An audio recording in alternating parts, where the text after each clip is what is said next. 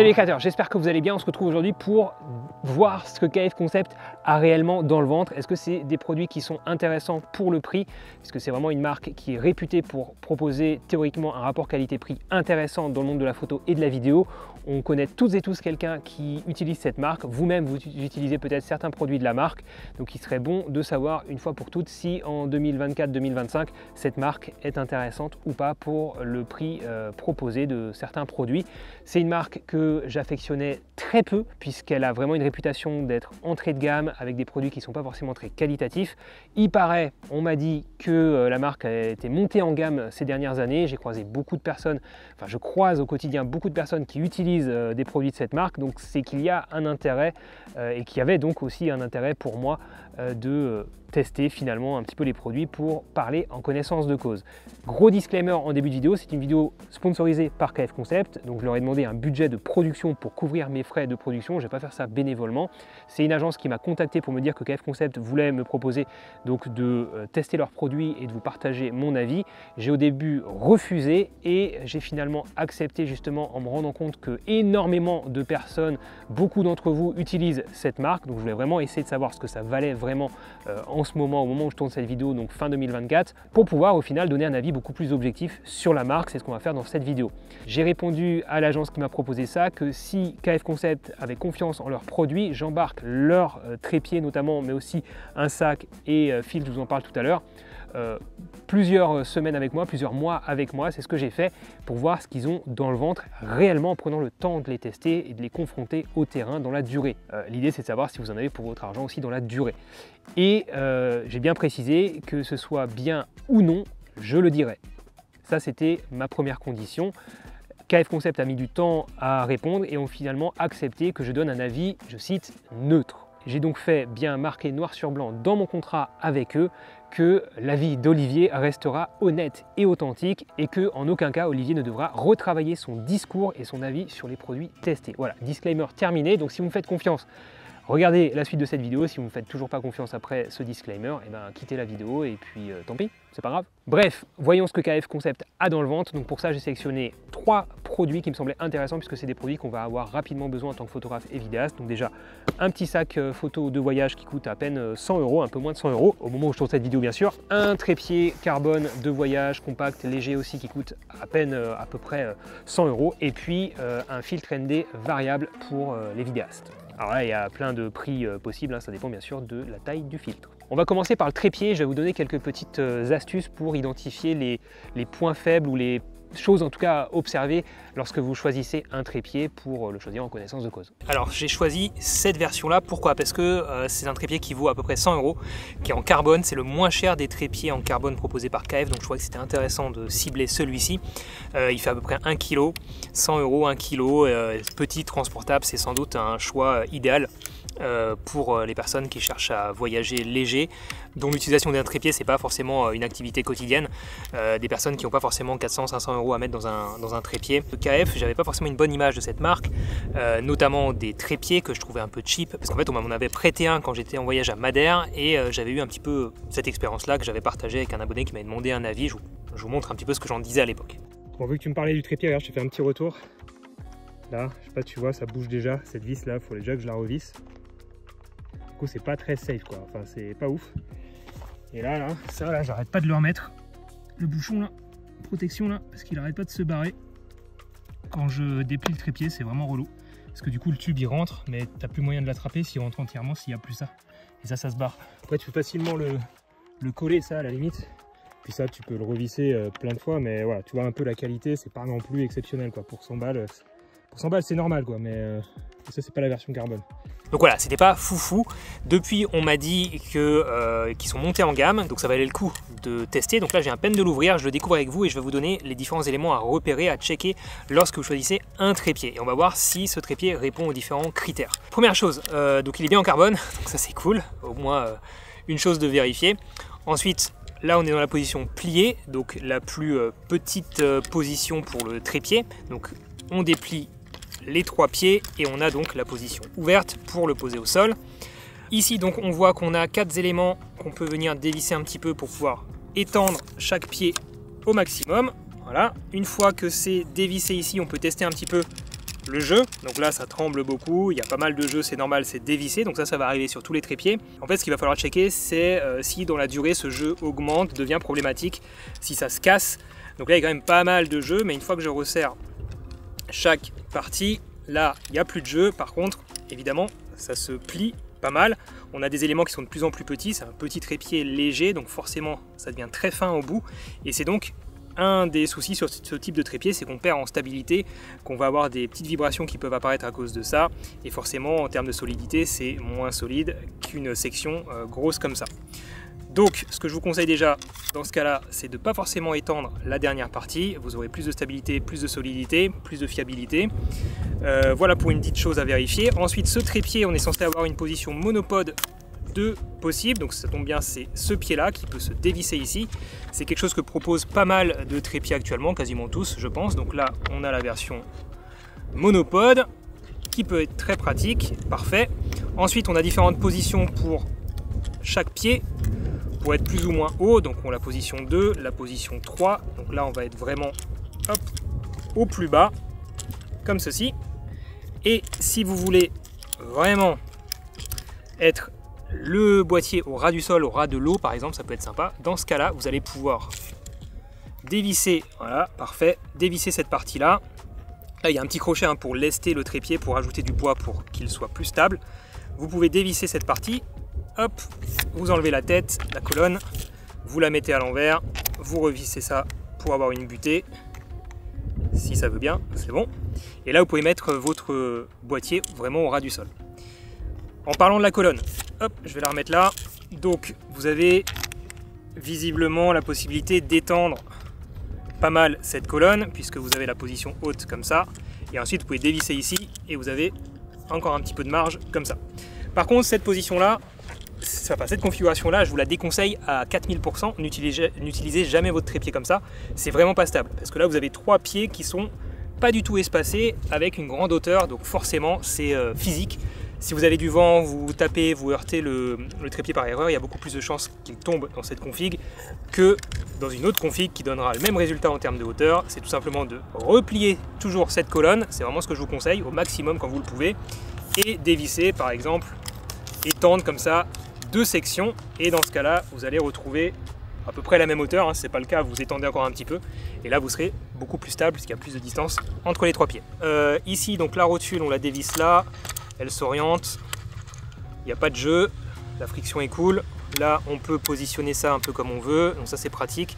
Et ensuite on a un standard Arca sur le dessus, donc ça devrait être compatible forcément avec typiquement si vous avez un plateau rapide Peak Design qui est très pratique, ça devrait être compatible, il n'y a pas de raison que ça ne le soit pas. Toutes les pièces là sont en métal, on a un peu de plastique ici avec un grip qui est pas foufou. Il y a une chose que j'ai repéré qui est pas ouf, c'est ici quand j'étends là le petit patin, le petit coussinet pour, qui est censé garantir un petit peu la stabilité au sol et le grip au sol. Bah, au final c'est pas un excellent grip, c'est pas vraiment du caoutchouc, c'est plus du plastique un peu bâtard et il ne se dévisse pas pour mettre par exemple un pic pour venir ancrer le trépied dans de la terre, dans un sol meuble. C'est pas possible ici, donc ça va quand même être utilisable dans l'herbe, dans la terre, mais c'est moins adapté que si vous pouvez mettre un pic comme ça se fait sur d'autres trépieds. Et puis comme dit, la matière est pas fofolle ici. On sent que c'est pas le trépied haut de gamme, en même temps on l'a payé 100 €, et 100 € c'est déjà un bon petit billet, mais pour un trépied carbone, pour l'instant c'est cool. Il faut voir maintenant la durée de vie. Alors une des grandes difficultés pour moi dans cette vidéo, dans ce test, c'est de simuler l'usure dans le temps des différents produits. Sachant que je vais pas prendre un an pour faire cette vidéo en sortant le matos tous les jours. Donc on va essayer là de simuler un petit peu l'usure prolongée du sac et du trépied en les mettant dans le sable, dans l'eau à répétition, en les ouvrant, les fermant plein de fois. Je vais pas forcément faire de photos avec, c'est pas le but ici. C'est surtout de voir si vous pouvez faire confiance dans ce matos à ce prix là, dans la durée quand même. Le sac il est très basique, on a un rabat ici qui nous permet d'accéder au rangement supérieur, on va pouvoir mettre des affaires perso. Il y a 2 poches aussi ici, là. Une petite attache pour mettre des clés par exemple, Donc ça se détache, hein, on peut mettre, c'est un petit porte-clés. Ensuite on a une petite poche cachée ici à l'avant pour ranger par exemple des papiers. C'est pas très profond mais ça peut être pratique. C'est un peu discret là avec le rabat qu'il y a là. De quoi fixer un trépied ici sur la partie inférieure. Alors il est pas mal griffé hein, parce que vous allez voir que je l'ai beaucoup maltraité dans la suite de la vidéo. Ensuite sur le côté on a une poche de rangement ici. D'habitude on met un trépied mais là on n'a pas de quoi tenir le trépied donc on va pas s'en servir pour ça puisque le trépied on va le mettre là. De l'autre côté on a une ouverture pour pouvoir accéder à son matériel sans avoir à poser le sac, donc en faisant basculer le sac sur une seule épaule. Deux rangements ici pour par exemple des cartes SD. À l'arrière on a une petite sangle qui nous permet de maintenir le sac sur une valise. Et à l'intérieur donc on a du rangement avec ici aussi une grande poche pour ranger un ordinateur classique. 16 pouces MacBook Pro, ça rentre facile, peut-être même un 17 pouces. Et de quoi ranger du matos plein format avec pas trop d'optique, peut-être un plein format, un drone, une optique et puis on part en balade comme ça, quelques rangements là-haut. Voilà, simple, efficace. Évidemment on est en dessous de 100 €, donc c'est ce qu'on attend de lui. Voyons ce qu'il a dans le ventre. Ici il y a l'emplacement pour le trépied, donc on a des sangles avec ici un système de fixation en plastique assez classique. Bon, le plastique dans la durée je ne sais pas trop s'il va résister, ça on verra, enfin je vais avoir du mal à le tester. Par contre, ce qui est bien, c'est ça, c'est ce système de verrouillage. Enfin, c'est assez classique, hein, mais c'est bien de l'avoir pour pas que ça se détende. Vous voyez, vous le réglez, vous bloquez.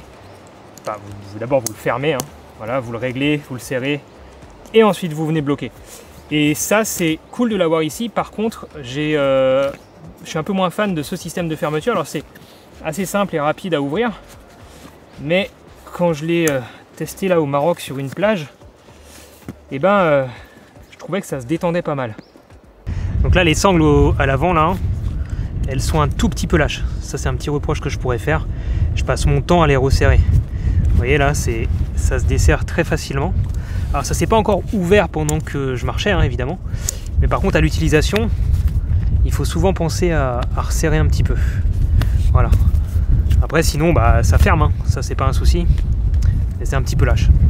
Ce qu'il faut savoir, c'est qu'un sac comme ça, désolé pour ma tronche de cake avec mon casque de kite, c'est qu'un sac comme ça, il va passer plus de temps allongé dans cette position qu'autre chose, puisque c'est dans cette position que vous allez pouvoir l'ouvrir pour récupérer du matériel à l'intérieur. Donc ce qu'il faut faire attention, c'est la qualité ici de cette matière.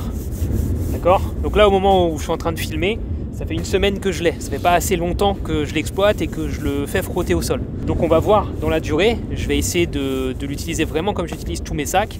Donc il va souvent se retrouver comme ça, à se faire un peu frotter contre le sol et on va voir sa résistance dans le temps. Bon, ce qu'on va faire sur cette plage, c'est qu'on va simuler donc l'usure. Je vais frotter le sac dans le sable, je vais mettre du sable dessus, je vais frotter, je vais le mettre un peu dans l'eau aussi, je vais faire pareil avec le trépied. Parce que forcément un trépied dans le sable ça arrive à toutes et à tous à un moment donné. Bon, le sable c'est abrasif mais c'est pas non plus de la roche, donc on testera aussi avec de la roche. Et là il y a quand même des petits bouts de bois qui peuvent venir abîmer la matière. Au premier abord ça a l'air de plutôt bien résister. C'est vraiment ça moi qui m'importe, c'est savoir si votre sac devient vraiment moche et dégueulasse au bout de quelques semaines d'utilisation. Bon, changement de décor, changement d'ambiance totale pour la suite de ce test. Je voulais de la roche, je vous l'ai dit, maltraiter un petit peu plus les matières là. Et puis faire des tests de chute aussi, du trépied. Bon, du sac, je pense qu'en termes de chute ça devrait aller. On va vraiment surtout le frotter contre de gros rochers comme ça. Et le trépied, il y a un truc qui risque d'arriver et je veux voir s'il résiste. C'est si vous faites chuter le trépied d'un endroit où il est posé pour faire une photo, une pose longue par exemple, que vous vous éloignez pour vous prendre vous-même en photo, ça peut aussi être une situation, qui a un coup de vent et que le trépied se pète la gueule. Alors déjà forcément ce sera très dommage pour votre boîtier qui lui va pas résister du tout, mais est-ce que au moins c'est une situation où vous pouvez avoir la satisfaction d'avoir un trépied qui survit. Ah oui, je voulais vous faire aussi vous partager à vous là sur YouTube les retours que j'ai eu de votre part sur Instagram concernant l'expérience utilisateur avec KF Concepts, parce que je vous ai demandé aussi à vous votre propre expérience et je vais vous résumer rapidement ce qu'on m'a dit. Alors, j'ai quand même fait un sondage sur Instagram et là par contre je peux vous partager le résultat. Vous êtes globalement, pour ceux qui ont expérimenté KF Concepts, vous êtes globalement quand même vachement satisfait de la marque. Donc ça c'est plutôt une bonne nouvelle. Hop, en ce qui me concerne pour l'instant, à ce stade je suis plutôt satisfait. Mais oh merde! Il est tombé! Je vous disais, vous êtes plutôt satisfait de la marque qui est plutôt une bonne nouvelle. Merde. Je suis vraiment maladroit. Je disais, vous êtes... Ça va toi? Mais il y en a quand même certains d'entre vous qui ont des choses à reprocher. Soit au niveau de la qualité des produits, soit notamment au niveau du SAV. Ça c'est ressorti plusieurs fois et c'est un peu plus embêtant. Bon bah il a quelques impacts, hein. Il y a des trucs qui se sont un peu dévissés. Ça me paraît normal. Moi ce que je veux savoir c'est si tout reste fonctionnel après plusieurs chocs. Parce qu'évidemment vous n'allez pas le faire tomber 15 000 fois en une rando. Mais si vous voulez le garder 5 ans pour le rentabiliser, et ben en 5 ans vous allez peut-être le faire tomber 10 fois. Donc le retour que vous m'avez fait, que plusieurs d'entre vous m'ont fait en message privé suite au sondage, c'est effectivement que le SAV était compliqué à joindre, voire quasiment injoignable. Donc méfiance effectivement lorsqu'on achète des produits en fait entrée de gamme, comme KF Concept, mais aussi d'autres marques, et c'est valable pas que dans la photo et la vidéo. En général, là où ça pêche, c'est au niveau du SAV. Alors ce qui est cool quand même, c'est qu'avec Amazon, vous avez des politiques de retour qui sont quand même assez flexibles en général. Donc il y a cette sécurité là si le produit ne vous convient pas, mais il y a quand même des limites dans tout ça. J'imagine que si vous l'avez utilisé, qu'il a des impacts comme ça, et vous n'allez pas vous faire rembourser. Donc gardez ça en tête. Sachez donc que certaines personnes, en tout cas dans ma commu, certaines personnes se sont plaints de la qualité du SAV derrière. Bon, petit aparté pour vous parler de la marque en elle-même, en quelques chiffres. Je voulais pas le faire au début, parce que c'était une demande de leur part et je trouvais ça un peu déplacé, mais ils ont joué le jeu, donc j'ai joué le jeu aussi. KF Concept, c'est une marque qui existe depuis 12 ans, qui est distribuée dans 72 pays et qui a reçu plus de 200 récompenses d'innovation. Donc visiblement, ils innovent, c'est plutôt cool. Ah, et autre chose, leur filtre est parmi les best-sellers de la boutique Amazon. Donc c'est que les utilisateurs, visiblement, les kiffent bien. Après, les avis Amazon, les recommandations Amazon, on sait que derrière, il y a un peu d'algo aussi. Mais vraiment, quand j'ai fait mon sondage sur Instagram, vous étiez tellement nombreux à me dire que vous êtes utilisateur et acheteur KF et satisfait en fait. Donc faut que je m'y fasse. KF a sa place dans le monde de la photo vidéo. Pour plein d'entre vous. J'ai envie de gratter un petit peu le carbone, ne me demandez pas pourquoi. Mais je trouve que, tu vois, c'est toujours intéressant de gratter un peu son carbone. Voilà, ça coulisse mieux après. Ah, vous allez pas voir, mais en vrai il a rien là. Bon, j'ai pas fait très longtemps, mais je pensais quand même que ça allait le niquer un peu plus. C'est un peu rayé, mais ça va. Alors l'autre retour que j'ai reçu principalement sur Insta, d'ailleurs ça concernait parfois exactement ce modèle de trépied, c'est que pour son prix il fait le taf. En gros c'est un trépied qui vaut 100 balles et pour 100 balles on en a pour notre argent. C'est pas le trépied le plus fiable, le plus solide, le plus robuste dans le temps, qui va nous accompagner pendant 10 ans, mais pour 100 balles c'est parfait. Enfin, en tout cas, ils n'ont pas été déçus. Certains ont même été plutôt agréablement surpris de la montée en qualité de KF Concept, visiblement par rapport à des produits d'il y a quelques années. Donc on verra en fin de vidéo ma conclusion par rapport à tout ça, et si je peux vous recommander du coup au final tous ces objets-là KF Concept, en mettant bien en relation leur prix avec la qualité ressentie et la fiabilité dans le temps réel.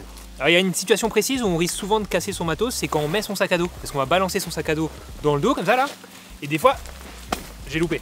Des fois derrière, il y a quelque chose. Alors là j'ai un petit peu exagéré bien sûr, mais ça peut arriver que derrière ça frotte, ça gratte quoi. Et là j'ai le trépied, alors le trépied va protéger un peu le sac, donc on va tester aussi après sans le trépied. Mais le trépied se prend des petits coups là. Aïe aïe aïe aïe aïe. J'ai mis mon sac mais j'ai pas fait attention. Ah merde. Ou alors je sais pas, vous tombez, vous vous frottez contre, parce que vous passez dans un endroit, comme ça, un endroit où, tu vois, un peu exigu comme ça dans la montagne. Vous faites une randonnée, une via ferrata, et ça frotte derrière. Et là vous vous dites merde, mon pauvre trépied, mon pauvre sac à dos.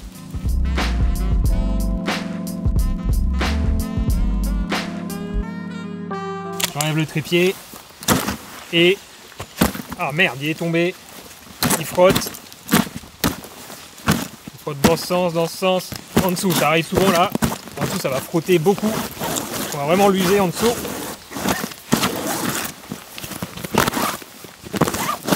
On va essayer d'exagérer, hein. Le but c'est de simuler quand même plusieurs mois, voire plusieurs années d'utilisation.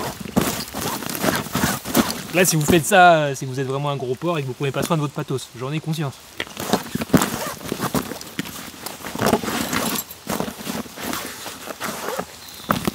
Bon, je vous l'ai dit, hein, ces trucs là qui s'ouvrent beaucoup trop facilement, c'est pour l'instant le truc le plus chiant dans la conception du sac. Faut à chaque fois les refermer. Ce sac, j'ai rencontré quelqu'un au salon de la photo, un abonné qui avait ce sac, exactement le même couleur, donc j'ai demandé ce qu'il en pensait. Je vous laisse écouter, comme ça vous donnera un avis d'utilisateur autre que moi. Alors j'ai acheté le sac KF Concept avant les vacances, là, parce que je suis parti faire de la rando dans le Haut-Jura. Donc je l'ai plutôt bien chargé, et ce qui me plaît sur ce sac, c'est qu'il est vachement léger. Okay. Je ne transpire pas trop dans le dos parce qu'il est bien ventilé. Et tu as une partie supérieure justement qui est pour mettre du matos mais hors photo. Genre tu mets ton casse-dalle, tu mets ta housse de pluie, ou enfin tu mets ce que tu veux, quoi, le téléphone, les batteries, le chargeur. Tu penses quoi des matériaux? Le matériau, bah, franchement, il a plu. C'est assez déperlant et j'ai pas eu de soucis avec. T'as pas de rayures, de casse pour l'instant. Pourtant, je me suis pris une belle gamelle avec. Okay. Franchement, en descendant, je me suis pris une belle gamelle. Je suis tombé sur le sac et tu vois, il est même pas rayé, rien du tout. J'ai juste frotté un peu parce que bon, il avait pris un peu de terre, un peu de saleté, mais franchement, nickel. Si je devais lui trouver un défaut, ce serait quoi? Franchement, j'aurais voulu que l'espace supérieur soit peut-être un peu plus grand. Donc un sac un chouï plus grand, quoi. Ouais, peut-être un peu plus grand sur l'espace supérieur. Donc, moi, c'est assez. Tu mets un boîtier, un hybride et 3 objectifs en bas, mais sur le haut, tu sais, s'il y avait peut-être 5 ou 10 cm de plus sur le test-top. Ok, donc rapport qualité-prix, tu valides ou pas? Ouais, complètement. Ok, cool, merci. Bon, bah, de mon côté, en tout cas, je rejoins beaucoup ce qu'il a dit. C'est un sac qui, au final, n'est pas décevant. Le rapport qualité-prix est au rendez-vous. On voit la matière à l'avant donc qui a été bien usée. Alors après, j'ai bien exagéré avec de la roche. La matière du dessus ici, du rabat, est beaucoup plus visiblement à mieux résister que celle-ci. Il est relativement imperméable, donc vous pouvez le sortir quand il pleut. J'ai pas eu de soucis avec ça.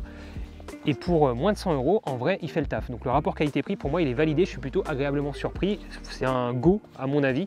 Il est simple, efficace. Je ne partirai pas avec faire une rando de longue balade en ville parce qu'il va plus facilement faire mal au dos, parce qu'il est moins confortable qu'un vrai sac qui est conçu pour marcher. Donc c'est vraiment un sac un peu de balade de tous les jours pour marcher un petit peu, mais pas mettre énormément de poids à l'intérieur et espérer faire des heures et des heures de marche, mais ça va de soi. Donc est-ce que je vais continuer de l'utiliser? Je ne vais pas vous mentir, non, parce que j'ai d'autres sacs beaucoup plus adaptés à mon utilisation, qui est vraiment une utilisation très outdoor, marche, rando, où j'ai besoin de beaucoup plus de confort que ce sac-là. Mais en tout cas, voilà, pour une utilisation basique, pour moins de 100 €, eh bien, écoutez, il fait le taf, j'ai pas été déçu et je peux vous le recommander. Alors, j'ai une première faiblesse qui est apparue au niveau du trépied. Alors vous l'avez vu, j'ai quand même maltraité. Il est tombé de haut, donc je sais pas quand il s'est pris cette faiblesse que je vais vous montrer, mais c'est la faiblesse la plus critique que j'ai pour l'instant. Cette égratignure là par exemple, ça c'est pas important, c'est pas grave du tout. Les pieds là, ils ont pris cher aussi un petit peu, mais c'est juste des éclats de peinture, donc ça c'est pas trop grave. Ça là, cette poignée là, elle tourne. Elle n'est pas fixe, alors ça vous permet quand même de bien tenir le trépied, mais du coup elle se déplace vers le haut ou vers le bas, ok? Mais ça c'est pas rédhibitoire, c'est pas grave du tout. Là-dedans, il y a toujours un peu de sable, ça c'est normal parce que je l'ai foutu dans le sable. Ça coulisse toujours, ça fonctionne toujours, ok, c'est bon. Alors j'ai remarqué aussi que du coup, ça pouvait tourner dans le vide là. Parce qu'en fait vous avez le caoutchouc du milieu, noir, qui se désolidarise de la pièce là qui est colorée. Ce qui fait que quand vous tournez, là vous tournez dans le vide. Mais à la limite c'est pas important parce que là c'est verrouillé, donc c'est pas grave, si vous appuyez un petit peu, bah ça fonctionne, hein, c'est du caoutchouc, donc ça va quand même entraîner la pièce colorée qui est la plus importante. Et si vous voulez dévisser, vous appuyez, vous dévissez et ça fonctionne quand même. Donc c'est pas bien grave, d'accord? Mais j'ai remarqué ça. Et donc par contre ce qui m'embête beaucoup plus, là aussi petit impact, c'est normal, là aussi, c'est normal. Mais ce qui m'embête donc beaucoup plus, c'est en fait la tête qui bouge maintenant de façon un petit peu inquiétante. Et en fait c'est pas une vis quelque part qui se serait dévissée, parce que là si je revisse tout, bah ça bouge toujours. Et en fait ce que j'ai remarqué, je sais pas si vous allez voir parce que j'ai pas d'autre optique avec moi, j'ai essayé de vous montrer avec une vue smartphone après. En fait la tête elle est, je pense, juste glissée à l'intérieur du carbone avec ici un petit élément qui vient faire en sorte que ça ne tourne pas en fait, et que ça reste bloqué. Et c'est cette petite pièce là qui commence à bouger. Le souci je pense c'est l'épaisseur du carbone. On est sur un truc pas cher, donc le carbone ne doit pas être très épais. Bon c'est cool vous me direz, parce que du coup c'est encore moins lourd. Mais du coup c'est plus fragile. Et en fait là, il y a du jeu qui s'est formé suite aux chutes.